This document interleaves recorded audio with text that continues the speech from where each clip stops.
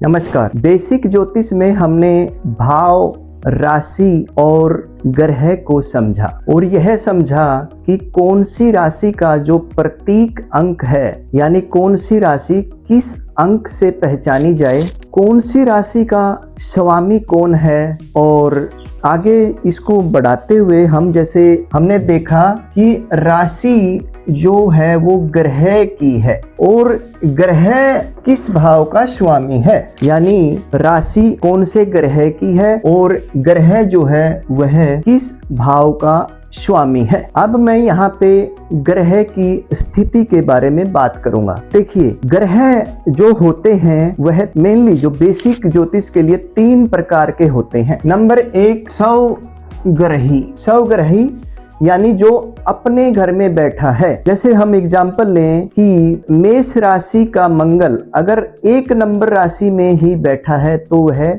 सवग्रही होगा। जैसे सूर्य की जो प्रतीक राशि है वह 5 नंबर है और कुंडली में हम अगर यह देखते हैं कि सूर्य 5 नंबर राशि में ही बैठा है तो वह सवग्रही होगा, यानी अपने घर में वो बैठा है। तो इस प्रकार से जो अपने घर का जो स्वामी ग्रह है वह शुभ फल देता है। ग्रह की जो अगली स्थिति है वह है उच्च की। उच्च यानी हाई लेवल, पावरफुल, बहुत स्ट्रेंथ से भरपूर। तो जो उच्च का जो ग्रह है उसको एक इस प्रकार से समझिए कि उस ग्रह ने उस किले को जीता हुआ है, यानी सूर्य ने सिंह राशि को जीता हुआ है। और आपको पता है कोई भी जीता हुआ राजा वहां का सबसे पराक्रमी माना जाता है। और ग्रह की जो तीसरी स्थिति है वह है नीच। नीच यानी हारा हुआ। और हारे हुए की स्थिति जो होती है, मान के चलो किसी राजा ने किसी राजा को दूसरे को हराया हुआ है, तो जो हारा हुआ राजा है वह जीते हुए राजा के सामने बहुत लो एनर्जी फील करेगा, यानी स्ट्रेंथलेस हो जाएगा, कम पावरफुल हो जाएगा। ठीक ग्रह की भी वही स्थिति है कि नीच राशि में कोई भी ग्रह अगर बैठता है तो वह अपने शुभ परिणाम नहीं दे पाता है। तो अब हमने ग्रह की 3 स्थितियां देखी, सवग्रही या सवराशि, उच्च और नीच। अब हम इसको थोड़ा सा ग्रह के हिसाब से तय करते हैं कि जैसे सूर्य है, सूर्य जो है वो जो 5 नंबर राशि में अपना सवग्रही होता है या सव राशि का होता है, क्योंकि हमने पढ़ा था 5 नंबर राशि सिंह राशि होती है और उसका जो स्वामी ग्रह है वह सूर्य होता है। तो जो जिस राशि का स्वामी है वह सवग्रही या सव राशि का कहलाएगा। इस प्रकार से सूर्य जो उच्च का होगा वह 1 नंबर राशि यानी मेष राशि में सूर्य उच्च का होगा, मेष। और 7 नंबर तुला राशि में सूर्य नीच राशि का होगा, यानी तुला राशि में सूर्य जो है वह कमजोर होगा या अपने शुभ परिणाम नहीं दे पाएगा। दूसरा जो ग्रह वह है चंद्रमा। चंद्रमा की जो सव राशि है वह है 4 नंबर कर्क राशि। कर्क राशि में जो चंद्रमा है वह सवग्रही होता है। वृष राशि में चंद्रमा पावरफुल होता है, उच्च का होता है। और 8 नंबर राशि में वृश्चिक राशि में चंद्रमा नीच का होता है। उसके बाद है बुध।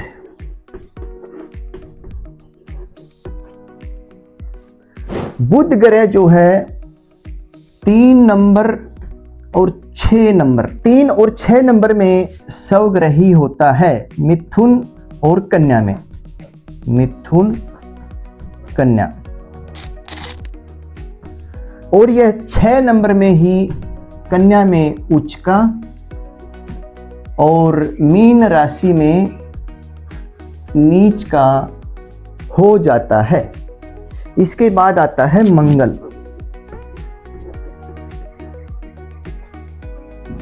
मंगल ग्रह, तो मंगल ग्रह की जो सव राशि है या सव ग्रही वह है 1 और 8 नंबर, यानी मेष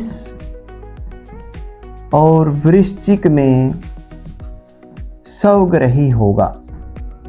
मेष और वृश्चिक में मंगल ग्रह सवग्रही होगा। उच्च का जो है वह 10 नंबर राशि मकर में उच्च का यानी पावरफुल हो जाता है और 4 नंबर राशि यानी कर्क में वह मंगल नीच का हो जाता है। इसके बाद बात करेंगे हम शनि की।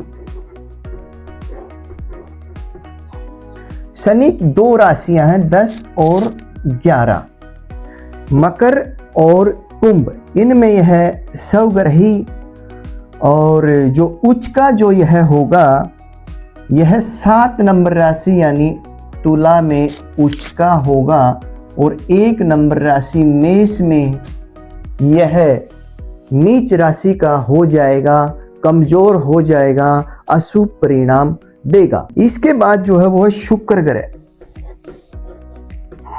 शुक्र ग्रह 2 नंबर और 7 नंबर राशि में सवग्रही होता है। 12 नंबर राशि में मीन में उच्च का होता है और 6 नंबर राशि यानी कन्या में यह नीच राशि का हो जाता है। उसके बाद जो नंबर आता है गुरु का, गुरु 9 नंबर और 12 नंबर यानी धनु राशि और मीन राशि में सवग्रही होता है। 4 नंबर कर्क राशि में उच्च का होता है और 10 नंबर मकर राशि में यह कमजोर यानी नीच का हो जाता है। अगला जो ग्रह है वह है राहु। राहु एक छाया ग्रह है जैसा हमने बात की थी और इसकी जो उच्च की राशि है वह है मिथुन और नीच की राशि जो है वह है धनु यानी 9 नंबर और 3 नंबर।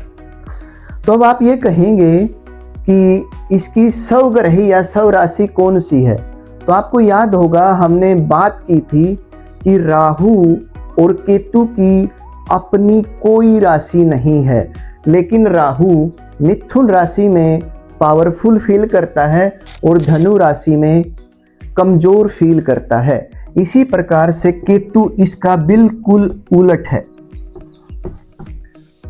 9 नंबर में धनु में यह उच्च का होता है और 3 नंबर मिथुन राशि में यह नीच राशि का हो जाता है। इस प्रकार से हमने समझा कि कौन सा ग्रह किस राशि में बैठकर अपने अच्छे परिणाम देगा और किस राशि में बैठकर अपने कमजोर या अशुभ परिणाम देगा। कुंडली को फलित करते टाइम यह बहुत इंपॉर्टेंट है कि किस राशि में ग्रह बैठा है, क्योंकि हमने प्रेडिक्शन तो राशि ग्रह और भाव के हिसाब से ही देनी है। तो हमें ये आपको बिल्कुल अच्छे से याद करना पड़ेगा कि कौन सा ग्रह किस राशि में अच्छा परिणाम देगा, क्योंकि इसके बिना, क्योंकि ये जो बेसिक फंडामेंटल है इसको क्लियर हुए बिना जो इनिशियल स्टेज है हमारी ज्योतिष की उसमें आगे बढ़ना थोड़ा सा मुश्किल रहेगा, क्योंकि हम अपना जो बेस है ना, जो फंडामेंटल है वह तैयार कर रहे हैं। अगर आपको यह सारी चीज़ें क्लियर हो जाती हैं, भाव, राशि, ग्रह, राशियों की जो नंबरिंग है या प्रतीक है राशियों के, किस भाव में ग्रह किस तरह के परिणाम देगा और किस राशि में ग्रह उच्च नीच या सवग्रही होगा, तो इस प्रकार से अगर आप अपने नोट्स को इस तरह से तैयार करेंगे तो आगे की क्लासेज में आपको काफ़ी मज़ा आएगा और हमें फलित करने में काफ़ी मदद मिलेगी। तो अगर यह कॉन्सेप्ट ग्रह का, राशि का, उच्च का, नीच का, सौ राशि या सौ ग्रह का आपको थोड़ा सा लॉजिकल लगा हो या इसमें कुछ इम्प्रूवमेंट मुझे करना हो तो प्लीज़ कमेंट करें। अगर अच्छा लगे तो सब्सक्राइब करें और लाइक ज़रूर करें। धन्यवाद।